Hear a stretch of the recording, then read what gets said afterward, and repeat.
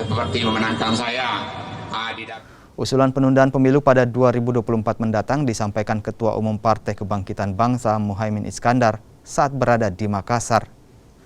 Penundaan pemilu dilakukan dengan alasan menjaga momentum pertumbuhan ekonomi yang membaik dan tidak terganggu dengan pemilu. Meski mengusulkan penundaan pemilu, namun keputusan diserahkan sepenuhnya ke para Ketua Umum Parpol dan juga Presiden. Ini usulan saya soal keberhasilan, soal nanti bagaimana, semua kembali kepada para ketua umum partai.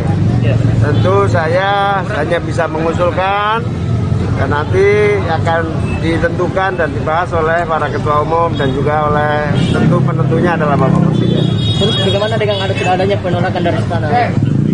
Ya terserah saja Bang, namanya juga usul.